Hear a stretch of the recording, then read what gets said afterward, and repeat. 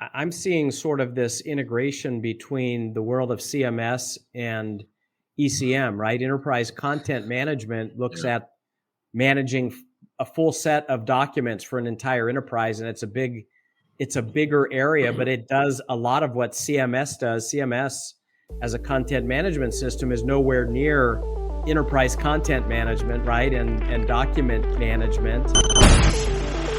Growing a business requires a holistic approach that extends beyond sales and marketing. This approach needs alignment among people, processes, and technologies. So if you're a business owner, operations, or finance leader looking to learn growth strategies from your peers and competitors, you're tuned into the right podcast. Welcome to the WBS Podcast, where scalable growth using business systems is our #1 priority. Now, here is your host, Sam Gupta. Hello, everyone. Welcome to today's show. And this show is The Analyst Gone Wild, but for today, I guess we need to rename it to Birds Gone Wild because we have some bird sound in the background, but that we cannot figure out, where it is coming from. So hopefully... it's my cicadas. I told them to be quiet, and they're not listening. They are very uncooperative. So much to authority. Yeah. Yeah, exactly. Yeah, they are telling you, John, when you talk about the story, talk about something that they can understand, I guess. Okay, so let's start with the intros. Robert is not going to be here, so this show is going to be on a drier side today. You will not have as much fun. We will not be talking about food and wine, and definitely not olive oil. Sometimes we might talk about, how to cook olive oil inside your ERP, but that's probably the max that you are going to get out of this show. So let's start with the intros. So John, do you want to go first? Yeah, John Santaferraro here. I'm the host of the Digital Analyst Podcast on InsightJam.com and the CEO of Ferraro Consulting, a marketing strategy consulting company along with industry analyst coverage for data and analytics. Amazing. Thank you so much for being here, John. Thomas Wiebernight, founder and principal analyst of CRM, not CEO. I'm not having enough coffee yet. Coincidentally, I have my own podcast too. It's called, unsurprisingly, CRM Convos. And, well, I'm dealing with all sorts of CRM-ish topics, CX, AI, with ERP being a side topic to it. Okay, amazing. And guys, if you have not checked their podcast, please do. They are producing a lot of content. Obviously, the flavor is going to be slightly different because we all have our own sort of expertise and perspective. But definitely do listen to them. Ken, next. Well, it seems like having a podcast is probably a prerequisite for participating, and I actually do have one as well. Yeah, I kicked out some people from this show because of that. My podcast is called Esoteric Curiosities, and I talk about anything and everything that I find interesting. Much of it has a technical focus, but there you are. If you look at my LinkedIn profile, you'll see whenever I post episodes. So that's one thing, but.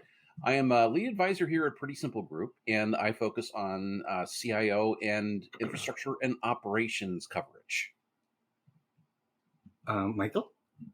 Sure. Michael Fawcett, and not surprisingly, the host of a podcast called Disambiguation, which is focused on trying to cut through the hype around AI so we can help business leaders be more successful. I'm also the co-host of a show called In the Hot Seat. That's a bi-weekly show that is mostly focused around digital experiences.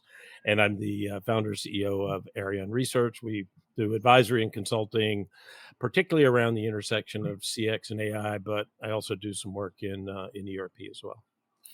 Not to forget that you are a regular guest in Analysts Gone Wild.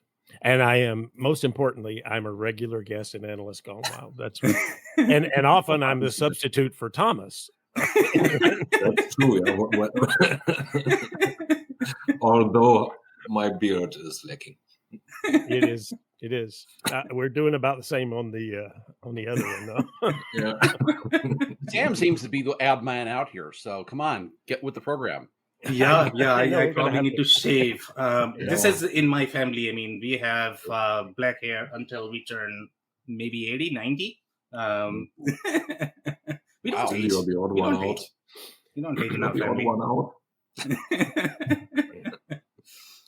So all right, guys, so I think we have a call out here for your podcast, and Leonard is being really kind, so maybe post your links. I think that's a great idea. Thank you so much, Leonard, for pointing that out. And I can almost guarantee that, Ellen, you have logged into a boring one. That is one thing that is definitely going to be guaranteed. If you want slightly more interesting one, then probably you need to dial in next week with Robert. He's amazing. Okay. One more comment. Glad we are also chirpy today. Yeah. All right. So I'm gonna start with the first story. If you guys are ready. So here, I guess this story is coming from Sage, and unsurprisingly, this is about AI and Copilot. And I mean, Copilot, I don't know how you guys feel about it. I'm pretty sure you guys are gonna say, okay, who's talking about Copilot right now? That's the thing of the past, right? But these guys are, different. Number one, the Copilot is for Sage X3, which is the ERP system, from Sage, one of their bigger one, targeted primarily for mid-market, upper mid-market, lower enterprise, that kind of segment. And they seem to be focusing on sales, which is very different than what Sage generally focuses on. ERP systems in 90% of the cases don't necessarily have a real CRM. So this is very interesting that they have announced the Copilot and they are focusing on the sales side of things. So how do you guys feel about it, I guess? Yeah, I will say when I read this, my first reaction was, oh yeah, okay, somebody else. But actually, I mean, and that's not a bad thing. Like Copilot's a useful tool. I'm not dissing that. But then I did read through the article, and there were a couple of things in there that I thought were actually kind of interesting. The sales intelligence piece of it, where really focused around risk mitigation. Looking at at-risk customers, that sort of thing. I think that's very useful. And then I thought the anything that automates accounts payable is really great in my book. So. Yeah. The probably most surprising part of it is that they are starting with sales processes where Sage all but abandoned their CRM product. So which is probably a bit sad, but that they put that on the sideline, but because it had the chance of enriching the competitiveness of the landscape a little. But hey, looks like they are reconsidering, or they are doing like SAP with its SD module, using that as a sales management part. So Thomas, just to be aligned, so do you like their CRM product or you don't like their CRM product? A while ago, I liked it. As they abandoned it, well, it fell way behind. So pretty much everybody I know is on the verge of jumping off it. That's why I'm a bit surprised that they are looking at these types of processes first, or doing an announcement of these types of processes. So my understanding of that movement is that I think Sage sold it to Uniphore. Uniphore has that product, if my understanding is right. And I don't think they are as committed either, to be completely honest. And Sage actually changed their strategy because they sort of knew that CRM is probably not the market they want to get in. And 90% of their products now, the way Deltek approaches, to be completely honest, from the ERP perspective, is very, very, very tightly correlated with Salesforce. In fact, Sage actually owns the integration for a lot of these products, which is kind of rare, for an OEM to own the integration. There are some vendors such as Uniphore, Appicore. I mean, they all own integration, but not the platform-centric vendors such as your Sage, SAP. Their strategy is aligned towards, okay, how can we enable my partners to make more money? and they generally make through integration and IP and everything else. I mean, X3 is their ERP product, yeah, but still, it's quite interesting to see that they are starting with sales-related processes and not, well, more ERP type processes. Yeah, I got to jump in as the data analytics guy and say that this is definitely a Me Too announcement and not news. And so when they're talking about as a big deal, we now do conversational interaction with the data in plain English. It's like, okay, well, I think that was at least 2 years ago that everybody did that real-time operational alerts. Well, it doesn't take AI to actually do that.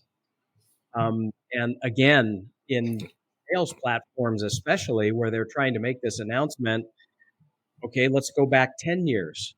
Sales intelligence that anticipates risk. Oh boy, here we go. And a unified 360-degree view of just our stuff, right? It's like, okay, so that doesn't mean anything. So I'm not very impressed, I guess, is the nice way to say that this is a Me Too, and a Me Too too late. I don't know what's going on at this company. Ken, usually I'm the one who's there to slam announcements. Well, so I'm actually going to take a little bit of a different tack here, and I think that from a customer and end user perspective, I'm a fan of copilots because number one, I think that as we look at client organizations and the amount of both time and resources that tend to get invested in the average person that needs to consume technology, I'm not seeing a lot of investment being made. It's more like we put tools out and hope that somebody can actually use them. So to the extent that copilots make it easier for people to start their journey into leveraging AI or whatever sort of enhanced user experience that they might have, I think those are good things.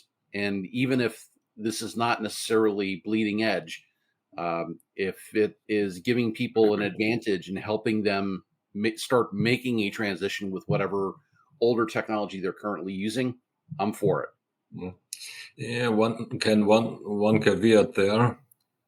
It's all good as long as it's happening outside the application frame. If I need to log in there, then there isn't much of an added benefit. Well, and indeed, that is when everybody has a copilot to bring to the equation, that ends up being problematic for the customer. So, and Microsoft's Copilot is not exactly a great example of something that provides more of a seamless experience, but rather it's more of an aggregate. So, yeah, there are still some issues along with it. But if you're spending the majority of your day working in an app that's provided by, a vendor, and they don't have a Copilot, then you're going to fall back on, oh, I know keystrokes. I know the things I need to do in order to be able to do the thing. And if you're now extending it so that these folks can actually gain access to capability that they didn't have before, or making their job easier, more productive, those are good things. Yeah. Ken, I think that's a really good point. That if you're an X3 customer and you get this is important to you, right? This does give you a lot of advantage. There is value in here. It's so if you look at it in the market overall. Sure, but they have a lot of customers, a lot in the mid-size and small, and they're going to get good value out of this. So I think that's a great point. All right, guys. So if we don't have any other comments, I think let's move to the next story. So here we have a Storyblok. So this is going to be slightly the real CRM, CMS side of the story, as opposed to ERP guys pretending that they know CRM, I guess. And that will make some people happier here, I guess, in this room. So Storyblok, but I don't know how you guys are going to feel about this announcement, and maybe John is going to say, okay, the next one, what are we doing here? Figma integration, what's a big deal? But I don't know. And I don't know how many companies really use, to be completely honest, these integrations. I can see some value. Figma is a very recognized tool, and you are building your assets here, bringing to your CMS. I don't know if you're bringing the code as well. Sometimes that code could be all over the place. So I'm personally not a big fan of either machine generating code or pushing that code into my clean repository. Okay, I want to have some sort of guardrails when I look at that. So that would be my take on this story. What do you guys think? Well, don't forget that a lot of this is content, right? So you're working in Figma to design content. You're pushing that out so it can be used. So I mean, some of that seems like that makes a lot of sense from a CMS perspective. And Figma's a good tool, and it's very diverse, right? It does a lot of things. So my understanding of that workflow, and Michael, correct me if I'm off here, there used to be a dedicated system called DAM, digital asset manager, right? So I don't know if Figma is going to play that role. I don't think it has the security workflow and the sort of approval process. And there's a lot that goes inside the DAM, right? Yeah, but I think this is the design tool itself, right? So this is the actual work being pushed into a repository to be reused in other use cases. So that, to me, that seems like a useful integration. Yeah, it appears to be about building the specific CMS out, right? And building a front end to it, because Storyblok is headless. It doesn't have a UI. So, and with Figma, you design the UI. In GitHub, you contain the code, and well, it's straightforward to combine with two of the leading tools that web developers at the end use. Yeah, I agree with you guys. The next step is using the GitHub Autopilot to build the CMS, the front end. Yeah, Thomas, I agree, because having been a chief marketing officer, Figma right now has somewhere between 30 and 40% market share as a design tool. It has taken off. So that is a huge opportunity, especially for Storyblok customers.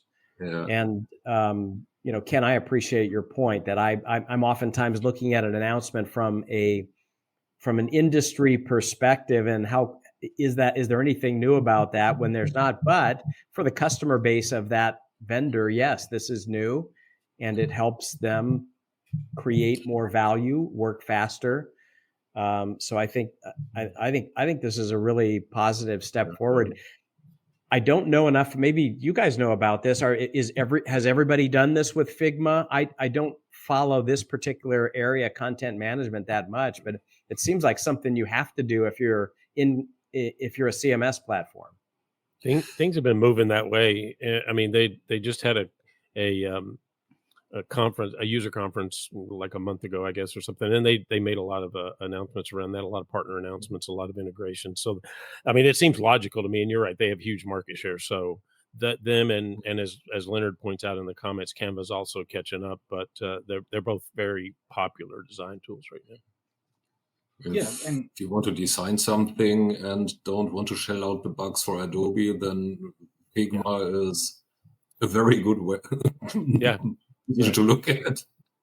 And that was the very reason why Adobe wanted it. They were scared, shitless, that they are taking the lunch. Yeah, and that would be a fun transition, I guess, going to Adobe, I guess, because they are known for user experience. And Adobe, obviously their user experience is great as well, but not designed for laymen, I guess. Figma is designed for laymen, so that's a real difference between Figma and Canva and Adobe. Sorry, John, go. This is like breaking news, right? And I completely missed this preparing for today's podcast, that 2 days ago Figma filed for IPO 2 years after $20 billion Adobe buyout fell through. So, wow. And so there, Figma is in the news, and so it's probably really good timing for Storyblok to have this in the news. Yeah. Yeah, this is great. Hopefully we get our cut as well here. Yeah. Well, it's also interesting to note that, like, from an Adobe perspective, so they've actually stopped work on their UI design product. So, that's not something that they're actively investing in. They're investing in other parts of Creative Suite. for people to be able to use. I think that as we start to consider the not just pure content, but with interface design and the amount of both continued DevOps activity as well as the democratization of development, getting people into the development process that have not been traditional participants, being able to integrate this at the level of GitHub, where you're pulling your assets in, I think that customers are going to start to see a lot more opportunity to be able to synchronize changes, because it's one thing for a designer to go through and do a layout. And if you're not checking that in so that whoever your development partner is can actually see the change and know what's currently, okay, this is the state of the interface or whatever thing that you're working on, and then come along at the last minute and provide, oh, here's an update. Well, that really breaks your flow. And I think that things like this that make it easier for people to do their portion of it and have everybody put it into that single source of truth that people can be working from as part of the build process, that this is a good thing. Yeah. So very interesting. And Thomas, I think you had one comment related to headless, and I found that very interesting. And the reason for that is because in the age of AI, I guess pretty much everything is headless. Okay. And I don't know if headless is headless. Or has multiple heads, becomes like the Hydra. Is that heady? Extra heady? Yeah. So you got a point there, Sam. So the same functionality will be provided via different channels, and they may or may not look the same. Yeah. I mean, imagine the website being the web chat. Yeah. Might happen. Not that it will happen anytime very soon, because we are sort of not only text-based creatures. Graphics say sometimes a lot more than a novel, or you need a novel to express the same that a graphics can express. So there will be, based upon the used channel, different variations of UIs. Yeah. And that's why totally headless is, it's not everything headless. Let's put it like that. Yeah, but the AI interaction is very interactive in my personal experience. So I know that you are probably not going to get the same interaction feeling as you are going to get through a website. But I mean, it can provide you the results, a widget, where you have a bunch of images or products. I mean, far richer experience. I mean, it just works, I guess. Still, the presentation of the information will be different, whether you are having an iMessage or a full-fledged web front end. Yeah. I'm curious what you guys think, because I'm seeing sort of this integration between the world of CMS and ECM, right? Enterprise content management looks at managing a full set of documents for an entire enterprise, and it's a bigger area, but it does a lot of what CMS does. CMS as a content management system is nowhere near enterprise content management, right? And document management and the things that can be done with that. But as AI comes into the picture, I wonder if it will unify ECM, and companies like Storyblok will be acquired by some of the, there's a lot of these companies that have done ECM for years are remaking themselves. Companies like Highland, OpenText, IBM, Oracle have these document management systems that they've acquired. Anyway, do you guys, what are your thoughts on that? I mean, the whole shift in content right now, the big news is using AI to personalize, right? So individualized, or at least tiny segment, personalized content delivery using real-time data. So that's going to change that whole market, I think. And some, I think you're right, there's going to be a lot of consolidation, but you're also going to see a lot of new capabilities that come out that are going to be very attractive to marketers, I think. Yeah. And John, similar discussion with Nicole France the other day. She was with Contentful. Yeah. Well, I had one more. Nice. We are not only doing the hot seat together. I know. So in summary, so paraphrasing a little, so yes, there will be a conversion, and that probably also will include knowledge management, KBs. So because the specialization that we have seen, web content management, enterprise content management, knowledge-based systems, is no more really necessary. This is now my interpretation on top of the paraphrasing. Yeah, and John, I think I am going to probably have a different take on this one based on my experience. And in my mind, when I look at these different tools, web content management, enterprise, content management, they have different use cases. They have different workflows, target very different industries. And these industries have very, very, very different purposes for them. For example, let's say if you look at the pure play CMS and the content management, this is going to be very marketing centric. It's going to be very web front where your consumers are sort of interacting with you. That use case could also be applicable for your enterprise content management, but there you have to worry about regulations, compliance, who's accessing your content. And generally those workflows are probably going to be overkill for something like this, because again, this is ease of use. So, so two different use cases, and that's why you have two different vendors.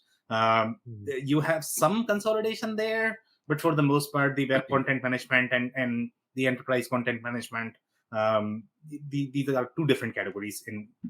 Sometimes they might merge as well in some industries where they have both of these use cases. But again, depending upon the industry, I would say. I think that the tie-in to the knowledge management point should not be lost here. Because whether you're talking about ECM or straight content management, now the whole point is being able to make something accessible to the audience that needs it. Right. And if you squint a little bit, then you're going to move into the adjacent area, right? So I think the thing that we really need to start thinking about is not necessarily a distinction between the tool, but where are we investing our time and effort in being able to capture the content that needs to get repurposed or delivered to the right person at the right time, ensure that it's accurate, ensure that it's valid and timely, so that whatever your goal is for the user community that you're supporting, we're able to actually support those things. Yeah, I think that's a good point. And the whole, the whole change that AI brings to the use of whatever the underlying tool is, right? If you look at enterprise applications, we know that in some cases that's already started to drift back, and the front end is a collaboration tool that uses AI or something like that. But I think in content, and don't forget, it's not just marketing content, but you need personalized content and service as well. So it covers, a broader part of the business, and perhaps what happens is these new AI tools that ingest real-time data, use that data to do this personalization, sits on top of some of these systems, and maybe it doesn't matter if it's enterprise content or if it's marketing content or whatever, right? Because you just need to be able to get to the source to personalize it, to deliver it. So yeah, so we have some very interesting comments in the audience, and Leonard is saying that everybody's trying to get ahead, or they are feeling that they are trying to get ahead, but they are actually going behind. And this comment is very interesting as well, because consolidation is more of I would say the deal size increase play. I don't know if that's the right framing.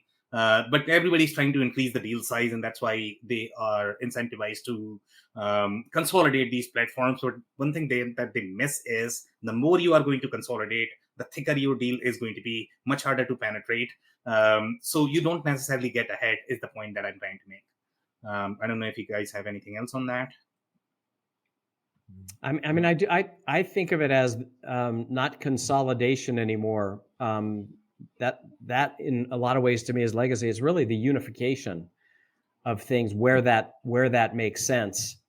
And what I've seen in the data space, and I think this will creep into the application space as well, is that there are a couple of vendors that have unified everything when it comes to data management, data engineering.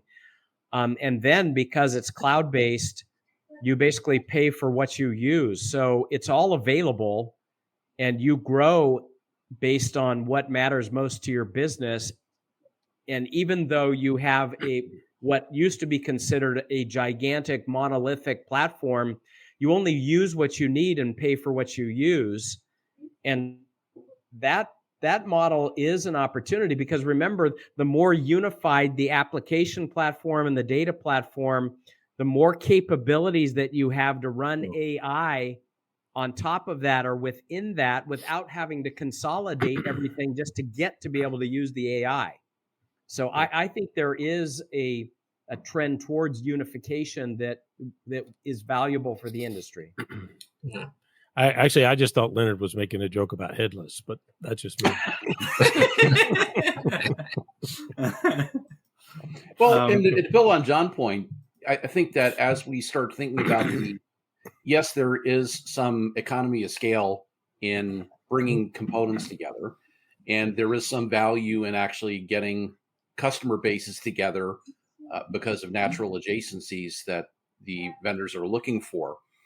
But I think that the thing that might not necessarily get overlooked is the integration work required in order to provide a more seamless experience. And I think in the short term, vendors can use AI technology to actually mask the complexity that sits underneath it. But at some point, they're going to have to come really and account for the cost of what it actually takes to provide that unified infrastructure to be able to make those capabilities available, and then really use the AI technology as a way of identifying unique ways of being able to make those capabilities available to the end user community. Yeah, I mean, if the AI sits more and more sits at the front of whatever you're trying to do, and you're having conversational interactions with your applications, I think that's going to be one of those decision points that says, is it cheaper to keep this or replace this? Because it's not really going to be, there's not going to be a lot of motion towards, oh, the upgrade gives me all this new capability, when most of that capability is coming out of the AI that sits on top. So I think that is an interesting point, though. It depends on the company and the economics of it. On top of that, it's kind of increasingly becoming kind of a myriad, because with this unification, it's a platform game, right? So you don't want to have a zoological garden of platforms in your house, and this means that sooner or later you will reduce the number of those platforms, and at that time you better have a very good relationship with the vendors of the few platforms that are remaining, because else, right? So and AI accelerates that. Simple as. Yeah. John, you had a comment, I guess. No. My only other thing was that I'm thinking that we should probably invite Leonard Goff to be a part of our. Yeah, we should. Yes. Well, then the interaction. He's goes definitely on, great support for the conversation. Yeah. So we have one more very detailed comment on that. I mean, he's kind of participating, even though he's not here. So he's saying, at my company, we use Canva, Figma, and Adobe, and your company is really big. So obviously you are going to use pretty much everything. Canva is the one that offers the most ease of use, and it is also the most widely used. So it has become the default program for graphics. Only a few people use Figma, just the programmers, and fewer still use Adobe. And I'm a Photoshop, Lightroom fanboy. Yeah, I mean, different audience, I would say. I don't think, and I think you have pointed that out as well. Canva is going to have more application just because they are targeting business users. Figma is really for designers. They like Canva, but they are not replaceable, I guess. They have different use cases.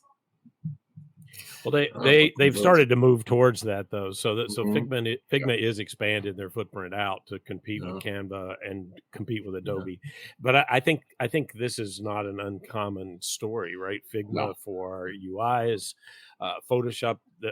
Adobe. There are things that it does well, and people still do that. But then Canva is your design tool for a lot of the things that you want to democratize.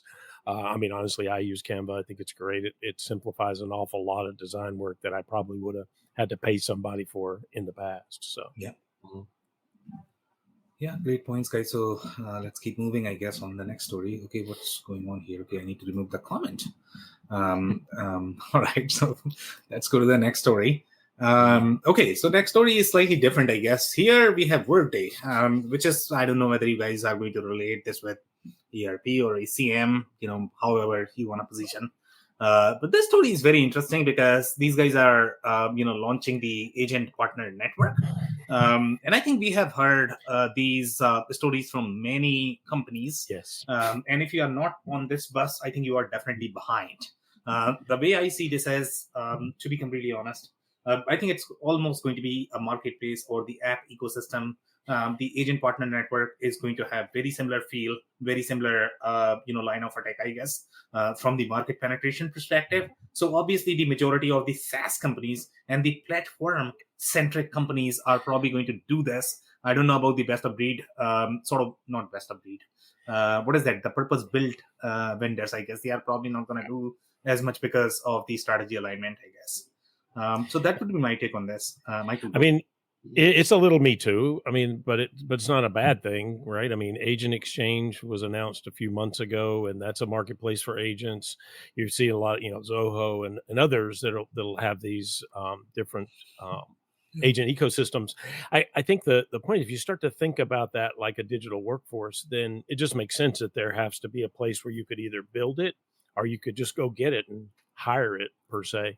So I think those marketplaces are going to play a big part of that because it'll help companies quickly get an agent that's, maybe 80-90% there, and they only have to customize that last bit. So yeah, I think it's a really positive step forward because most of the governance that I've been hearing about when it comes to AI agents and agentic AI focuses on data and access to data and security of data, because that's the world that a lot of the agentic is coming from.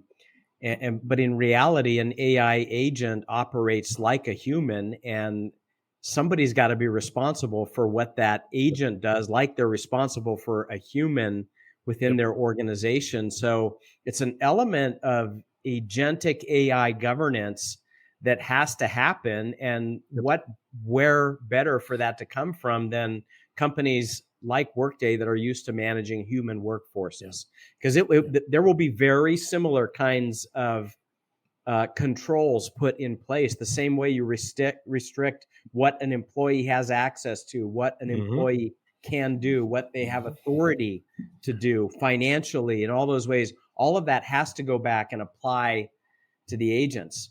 That said, what Workday doesn't have is what I think that are necessary for an agent orchestration platform. It has to have a data layer. Workday, I would say, has that, but weak. It's got to have an analytic layer. Workday has some of that, but weak. It has to have an application layer. It has to have a semantic layer. Workday has both of those, and then it has to have that agent orchestration piece. But I love the fact that they're bringing to light this idea of dealing with AI agents in the same way that you have to govern humans in an organization. That's a powerful concept. Yeah, I think if you think about it like a workforce management system for agents, that's something we're going to have, right? And that's what their agent system of record is supposed to do. And you're seeing that more. I mean, Agentforce, Salesforce just announced this last week that they also have a way to coordinate agents, and that's more and more that's going to be the issue, right? Because you're going to need multi-agent systems to accomplish a lot of this automation. It means they got to work together. There's got to be a way to manage that. And also, if you think of it as a workforce, how do you set goals for these agents? How do you make sure they're doing the right thing? How do you do reviews of the agent performance? So all those things are things that we're going to have to think about when we start to think about a digital workforce. Without humanizing digital agents too much here. So, I mean, this was pretty much the same as we had in old style workflow systems. They worked on authorizations as well. This is what we technically are talking about here. It's authorizations. When a Benioff talks about performance management of digital agents, I cringe. So, because, I mean, what happens here? So what happens is another type of automation. Not more, not less. And this is governed by access rights, which we had before, and it needs to be measured whether they perform to their job or not. So you need a kind of a command center, and whether you put this up front or not, because it's hype topic right now, they are the new workforce. SAP does the same. Just they don't talk about it that much in our faces. They are more about resolution of jobs. And this is probably pretty much the same in the X3 announcement that we had a little earlier.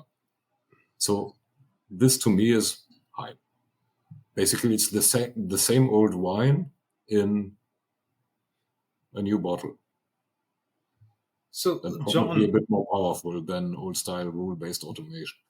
So, John, to your point, I guess, overall from the legal accountability perspective, I don't think Workday is going to be responsible for the partner-owned agents. Yes, there are going to be some regulations the way you have it in your app marketplace or whatever, certification, okay, you can publish or not publish, or you are approved, not approved, whatever. But for the most part, I mean, somebody owns the code, right? So a partner owns the code. They are responsible for that. They own that data as well. They might be able to access Workday data, but once it crosses the boundary, then that becomes partner's responsibility. So there's a little bit of legal handshake there. Just to be clear, I don't think Workday is going to be responsible for the code base that partners are going to develop. Yeah, but take this out to the customer, take this out to the end user, because that's the part that we're talking about here. How do you manage those agents? How do you make sure that they're in compliance? How do you do governance? How do you evaluate them? How do you make sure they perform correctly? All those things. And what happens when they don't? How do you want them to fail? Do you want them to fail safe? Do you want them to fail forward? All these questions have to be managed and answered. And honestly, if an agent fails, who's responsible for it? The developer or the manager or both or somebody else? I don't know. But all these things are questions that companies are going to have to answer. And that's why ASOR was, one of the interesting announcements they made earlier this year.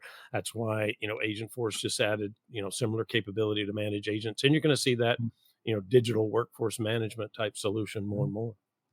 Yeah. So, and that would be a problem. Let's say if you have just one agent, one vendor, you are dealing with one legal contract. But in this case, it is going to be similar to using like 100 plugins on WordPress. So now you are dealing with 100 different legal contracts, 100 different vendors, and you are going to feel as if you are getting thrown from one department to the next, just like, with government. So that's how probably the experience is going to be for the end customer, depending upon how many agents you are using and how many vendors are involved in the equation.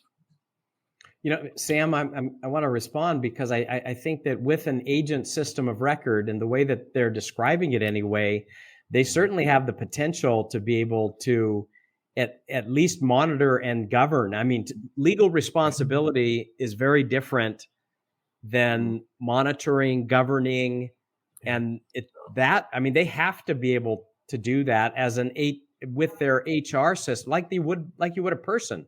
Mm-hmm. Yes. Right. Because those if you remember, true agency means they're going to act, they're going to do something on behalf of the organization.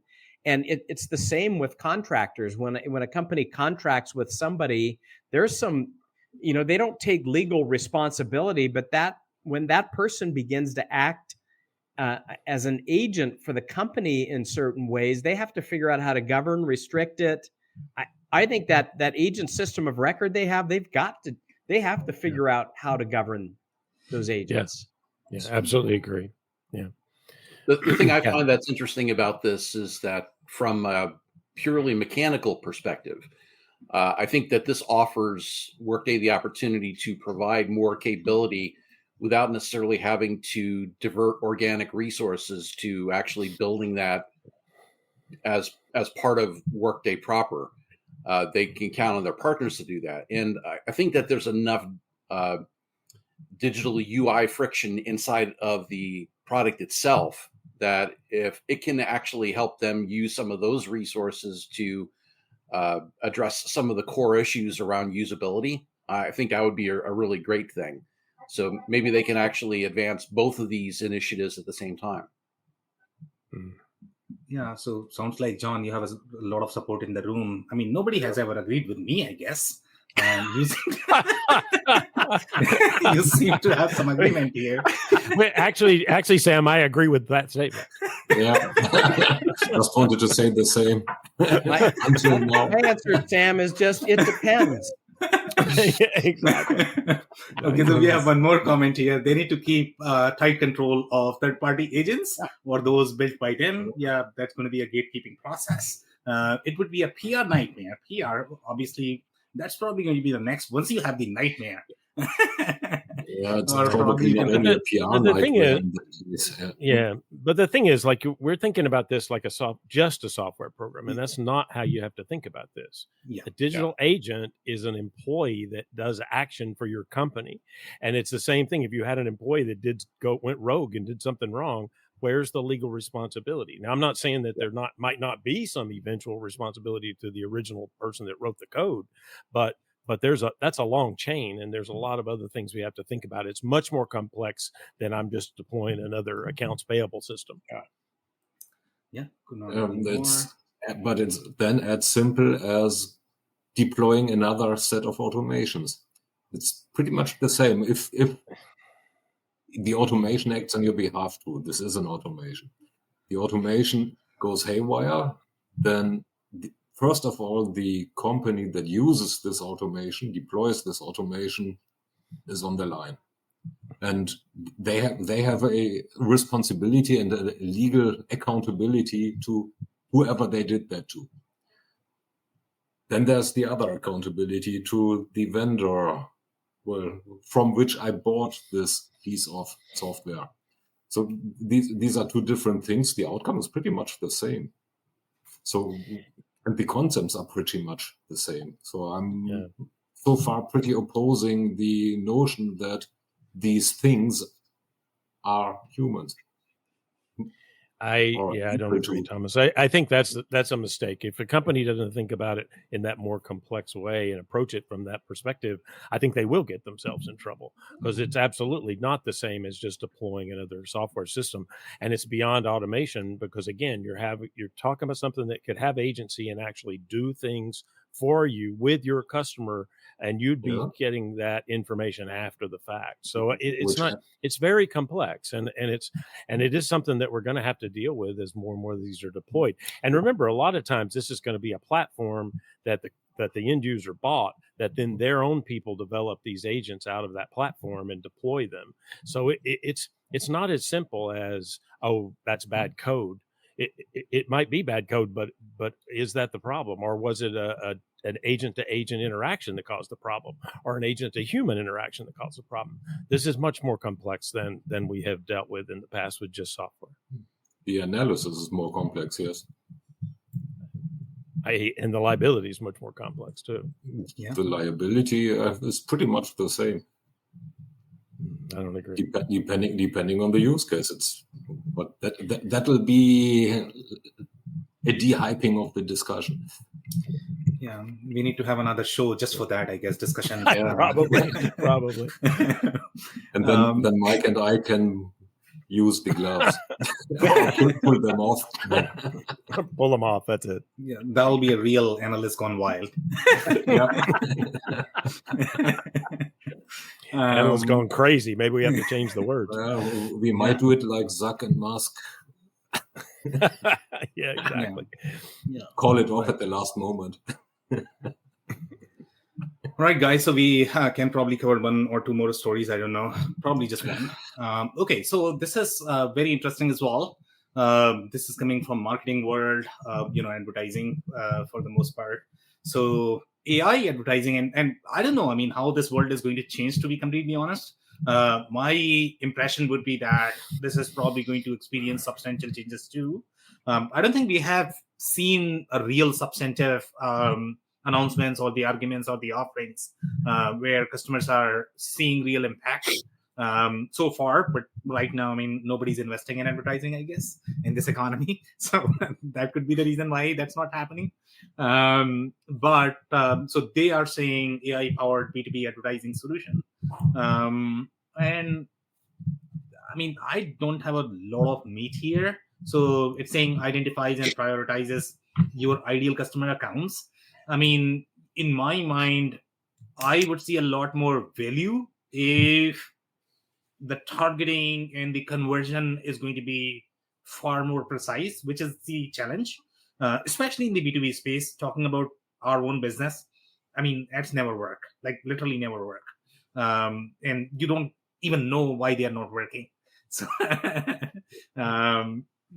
so that's my personal challenge. So I don't know if AI is going to solve anything there. What do you guys think? I mean, it's one of those things that, I admit, I don't really follow advertising space that much, but from the tech perspective and an AI perspective, it does make sense that you pull all these different data sources together and have something that can automate your campaign in a way that's much more targeted towards whatever segment you're going for. So I don't know. I mean, I look at it, I went, yeah, okay, that makes sense to me, and I didn't go much deeper than that. Yeah, I actually like it because they're it seems to me like they're moving from a model of account-based marketing, which is a very big market, to account-based experience. Yep. And they really are automating things in terms of, number one, get the data in, right? Activate. Number two, understand that particular account. Number three, start automating. Number four, it's like you have the analytics. So if they can actually leverage this to move forward and move from account-based marketing to account-based experience, and use this around customer journey, this is a very powerful tool. Yeah. I guess I have to believe their statistics. It sounds like they've already got a large customer base. And number two, the 70% of companies are using account-based marketing already. So this is a growing industry. I think it only started to appear on the scene. I'm not an expert, but it seems like, maybe seven or 8 years ago, it were the beginnings of account-based marketing, but in CRM systems. Mm-hmm. But now this is like full on account-based marketing, account-based experience. I think it's powerful. Yeah, it isn't. Account-based marketing is a thing. B2B marketing is hardly enough. So, if I get this under this one right, this speeds up or makes, let's say, account-based marketing far more dynamic. It makes it, basically allows real-time creation of real-time presentation of the content that you get presented at any time, based on the many lists that are, based on the many data sets that they are using. So it would be interesting to see this in action, really. But else, what I'm also interested in is the scale on the hype meter. Yeah. Well, I mean, I do think you're right that personalization across everything, right? So I mean, this is where this area is going, and B2B or B2C, that individualization and personalization is going to be a big and important factor from an automation perspective. Yeah. I think that looking at the analyzing massive data sets is an interesting phrase to include into this, because are we just talking about the information that AdDaptive has at their disposal as part of what their products are, or are we talking about, in the average organization that may have 2, 3, maybe more products available to them, are we talking about gaining access to that data as well and applying the tool set to that? Because certainly I can't think of an organization I have one thing and I'm just going to use that one thing. No, they're going to use a variety of products. And how are we talking about gaining access to all of that to really do the kind of analysis they're talking about? I mean, that probably is a missing piece in this whole announcement, and I guess we could dig deeper into that and maybe find that out. But that is a good point. How do they get all the data consolidated to actually be able to do this? Because it's going to be scattered across a whole lot of systems. Yeah. It doesn't work without the data, so they can't. Yeah, they have that first segment that they call activate, right? The adaptive activate. And if you don't have data, you have nothing to activate. So it is dependent on that. Yeah. But the second piece is a bit in the formulation. So if you're looking at the second from the bottom, allowing you to personalize and optimize, the real value is in automating that, having that directly as part of the system and not telling me what to do in another system. Because then, yes, it might be more precise, but the whole, let's say, real-time aspect that is necessary, even in B2B ABM, or especially in B2B ABM, is, well, reduced. So, Thomas, you were referring to the slide, or do you want to talk about that, what you were talking about? No, I'm talking about the second bullet from the bottom. By analyzing, yada, yada, yada, identifies, prioritize, yada, yada, yada, allowing you to personalize. Yep. And optimize. So that would be a part of the functionality that I hope is ingrained, and not just telling me, okay, this is what you need to do to perform better. Okay, perfect, guys. So I think we have some comments here, so let's cover them, and I think we need to close. We are close to our time, and I don't know if anybody has any sort of meetings to go to. We want to make sure that we are able to finish on time. So here Leonard is saying that 6th Sense is a huge player in this, offering similar services, which I think similar technology. So I would say initially I was thinking that they had probably broader scope, adaptive, but it does seem like similar, overall. I don't know if you guys have any short comments. No, not really. Not knowing 6th Sense, of course they are not alone. I mean, adaptive ABM is a thing, big thing. Yeah. And John, something is going on, man. I mean, you need to teach us how to be on a roll. Nice. Good job, guys. All right, so I think we can take the closing comments now. So I don't know. Let's start this way now. Michael, do you want to go first? Sure. Well, I think we talked a lot about a lot of different types of systems, AI-based systems today, and that seems to be the case every week now. Maybe we should just change the name to Analysts Gone Wild About AI. I'm just saying. But no, I think this idea of the digital workforce is really important, and I've been playing around a lot with this in the research, and I think from a user perspective, if you start to think about that more as if you're building this out, and there'll be different use cases where it's valuable, there'll be use cases where it's not yet, all those different things, it's important. But if you think of it this way and approach it that way, it changes the way you lay out all the systems and organization and management, governance, compliance, all those things. So I think that's a really important point for end users to understand. So, Mike, we need to stick to the theme, I guess, and it's going to be, Analysts Gone AI Wild. I like it. AI Wild, yeah. AIA.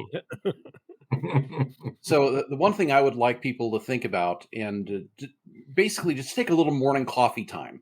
Don't spend a lot of time on it, but consider the interaction model that are available with the current state of technology, and do a little bit of forward thinking about where things are going to go in the future. And specifically, if we remove a browser, or if there is a new way of interacting with the underlying technology, what's the impact on that? Even just again, morning coffee time, 5, 10, maybe even 15 minutes. That could actually provide some important context for not necessarily the thing you're going to buy today, but how to hold it so that as you move forward, you have a little bit more of a thoughtful context in which to consider what you're purchasing and how long it might actually be relevant in your enterprise. Sound advice. Yeah, I'd say go back to the customer centric, right? The best way to figure out if AI is working for you is to determine if it's valuable for the customer. And so so get out of the hype and figure out what matters to the people that are using your software. That's where the value is going to be. Yeah, Thomas? Adding on to that even stronger. So the success of a business is not measured by its revenue or profitability, or it's not, the objective is not revenue or profitability. This is a result. It's the result of doing right to the customer. So if you make your customer successful, you will be successful. This is the core thinking that probably becomes more necessary to have, or else you are investing into pieces of software that make your vendor successful. Yeah, amazing, guys. Because he thinks the same way, or she. Yeah, thanks, Thomas. And I don't know, in closing, I guess, whether we were grumpy or chirpy, but our goal is always to keep things exciting here. So I'll see you next week. I mean, this was Analyst Gone Wild, and we meet every Thursday. Thank you so much, everybody. See ya. Thanks, everyone. Thank you for listening to another episode of the WBS Podcast. Be sure to subscribe on your favorite podcasting platform so you never miss an episode. For more information on growth strategies for SMBs using ERP and digital transformation, check out our community at WBS.rocks. We'll see you next time.